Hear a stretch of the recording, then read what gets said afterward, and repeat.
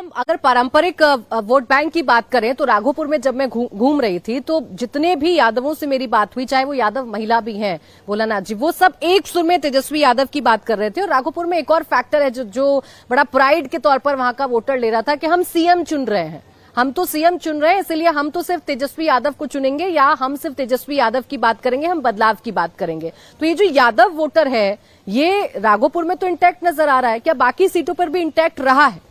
देखिए, जब से तेजस्वी को एज ए सीएम चेहरा घोषित किया गया है, यादव वोटर्स में एक एग्रेशन आया है। जो आप कह रहे हैं ना कि वोटों का परसेंटेज बढ़ रहा है, तो महिला वोटरों के साथ साथ यादव वोटरों में एक अलग तरह का एग्रेशन आया है। वो है कि हमको तेजस्वी को सीएम बनाना है।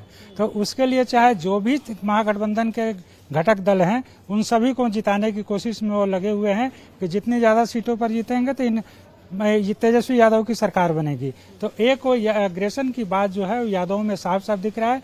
जैसे अभी बात हो रही थी नीतीश जी से कि दानापुर सीट की, तो दानापुर में ऐसा नहीं है कि रीतलाल यादव पहले से हैं, अभी जेल में हैं तो कमजोर पड़ रहे हैं।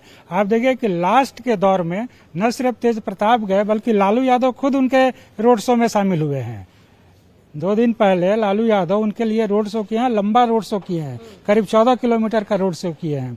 और लालू यादव पहली बार इस चुनाव में सामने आए थे, किसी भी उम्मीदवार के लिए पहली बार सामने आए थे और लोगों से उनके लिए वोट मांगे थे। नीतलाल यादव और रामकृपाल यादव, ये ठीक है कि रामकृपाल यादव का चेहरा एक सॉफ्ट यादव की है, उसके हिसाब से रीतलाल यादव थोड़ा सा एक बाहुबली के रूप में वो चेहरा है, लेकिन अभी वो जेल में है तो वो फैक्टर उतना असरदार नहीं है। दूसरी बात है कि उनके घर के लोग, उनकी पत्नी और खास करके उनकी बेटी जो है इस चुनाव में बहुत तरह से काम किया है उन लोगों ने अपने पिता को जिताने के लिए। तो वो भी एक फैक्टर है। जैसे आप जो सीटों का नाम ले रही हैं, मोकामा और दूसरे सिवान, ये सब, तो इसमें ज्यादातर तो बाहुबलियों की ही सीटें हैं। अब फतुआ में ही देख लीजिए, रूपा कुमारी है, उनके पति टुनटुन यादव चर्चित व्यक्ति हैं। अभी आप अनंत सिंह की बात सरोज जी ने कहा है कि वहाँ पर जो बाहुबलियों की लड़ाई हो रही है उसमें किस तरह नुकसान बता रहे हैं मोकामा में, आपको लग रहा है? ऐसा है कि जैसे यादव जो हैं, यादव चूंकि मारा गया एक प्रत्याशी का समर्थक जो था दुलारचंद यादव, जो उनके पीयूष प्रियदर्शी जनसुराज के उम्मीदवार के समर्थक थे, तो यादव जो मारे गए उसकी वजह से यादव इंटैक्ट हुआ है और उसका वोट जो है वो दूसरे तरफ जा रहा है। ठीक है, बाकी सीटें, सिवान, हम अलीनगर की बात करें, मैथिली ठाकुर की वजह से बड़ी चर्चा में आई। सिवान में बड़े बड़े लोगों ने प्रचार किया। रघुनाथपुर तो है ही चर्चित सीट जो कि शहाबुद्दीन की वजह से चर्चा में रहती है और यहाँ मंगल पांडे खुद सिवान से चुनाव लड़ रहे हैं। इस सीट पर क्या देखने को मिला? जिसका जो पारंपरिक वोटर है वो इंटैक्ट रहा या लग रहा है कि भाई किसी ने किसी में सेंधमारी कर दी? नहीं, सिवान में मंगल पांडे को थोड़ा एज मिलते हुए दिख रहा है। ठीक है, सेंधमारी की कोशिश की, हालांकि वहाँ अवध बिहारी चौधरी कई बार से वहाँ को ये रिप्रेजेंट कर रहे हैं, लेकिन अवध बिहारी चौधरी का जो सीधे एक्सेस लोगों तक नहीं है या अवध बिहारी चौधरी मौजूद नहीं रहते हैं, तो थोड़ा इनके खिलाफ एंटी इनकम्बेंसी था। पार्टी इंडिया गठबंधन से कोई नाराजगी नहीं थी, लेकिन अवध बिहारी चौधरी कभी कभी कैंडिडेट के खिलाफ भी थोड़ी उदासीनता हो जाती है कि चलो अब इनके हिस्से में तो जो आता है वो ठीक है, हमारे हिस्से में तो कुछ आना नहीं है।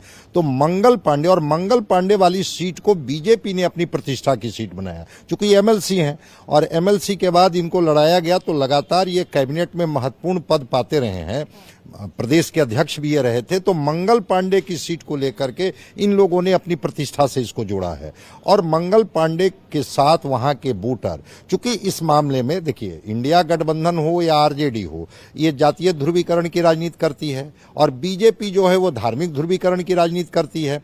उस ध्रुवीकरण का फायदा मंगल पांडे को मिलते हुए सिवान में दिख रहा है। और जहां तक रघुनाथपुर की बात है, चूंकि सिवान और रघुनाथपुर दोनों अगल बगल में है, तो वहां ओसामा को एज मिलते हुए दिख रहा है ओसामा को एज मिलते हुए दिख रहा है।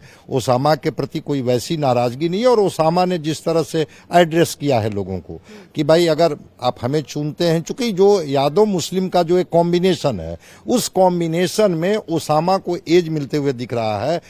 कितना माइनॉरिटी यहाँ पर एकजुट होकर के सिवान में वोट करेंगे अवध बिहारी चौधरी को, लेकिन वहां का जो कॉम्बिनेशन है वो ओसामा के साथ है। और लालू प्रसाद जी ने भी अपने तरीके से, तेजस्वी जी भी जाकर के एक एड्रेस किया है और ओसामा को तो बजाते लाया गया। यहाँ शहाबुद्दीन के बेटे को अगर एज मिल रहा है तो एक और सीट जो वैशाली जिले की है लालगंज, जिसकी भी बात कर लेनी चाहिए। मुन्ना शुक्ला की बेटी शिवानी शुक्ला चुनाव लड़ रही थी और खूब प्रचार प्रसार किया, मां की आंखों से आंसू भी छलके और लगा कि भूमिहार वोट जो है, जिसे माना जाता है कि भाई एनडीए के साथ जाएगा, वो भूमिहार वोट यहाँ बट रहा है। क्या रिपोर्ट यहाँ से आई? बिल्कुल, जिस तरह से वो रोई अपने पिता से गले मिल करके, उसके बाद थोड़ा संपैथी तो है और भूमिहार उनका साथ देते भी रहे हैं। मुन्ना शुक्ला तो चुनाव वहां से जीतते रहे हैं, ठीक है। अभी लगातार बीजेपी का या एनडीए का दबदबा है वहां पर, लेकिन इस बार भूमिहार वोट में डिवीजन दिखाई दे रहा है और इसका फायदा मिल सकता है उनको, मुन्ना शुक्ला की बेटी को, शिवानी को मिल सकता है। और शिवानी ने बहुत मेहनत भी किया है और जिस तरह से इमोशनल उन्होंने रोल प्ले किया है और अपने पिता से गले मिलकर रोई, लोगों के बीच गई और बोली कि हमें न्याय चाहिए, न्याय दीजिए, मेरे पिता तो जेल में है और बेटी क्यों नहीं चुनाव लड़ सकती है। कई मुद्दे उन्होंने उठाए कि बेटी क्यों नहीं चुनाव लड़ सकती है, बेटी को क्यों नहीं चुनाव लड़ना चाहिए, क्यों नहीं जीतना चाहिए। तो कई ऐसे अहम मुद्दे उठाए हैं, सलीके से उठाए हैं और मुझे लगता है कि भूमिहार वोट बैंक में सेंधमारी करने में कामयाब रही हैं और महागठबंधन का तो भाई सॉलिड वोट बैंक है ही, तो एज मिलता हो मुझे दिखाई दे रहा है वहां पर। ये लालगंज में भूमिहार वोट अगर बट गया तो मुन्ना शुक्ला की बेटी को एज मिल जाएगा। लेकिन ऐसे ही अगर कास्ट वाइज हम देखें, आज जितनी भी सीटों पर आप घूमे, आपने पटना की लगभग सीटों को कवर किया, वहां जो पारंपरिक वोट है वो इंटैक्ट नजर आया या लगा कि नहीं महागठबंधन ने चलिए इनके सवर्ण वोट में सेंधमारी कर ली, या जो यादव और मुस्लिम फैक्टर है उसमें एनडीए ने कुछ सेंधमारी कर ली? हाँ, मोटे तौर पर जो जिनका बेस वोट है वो अपनी जगह इंटैक्ट है।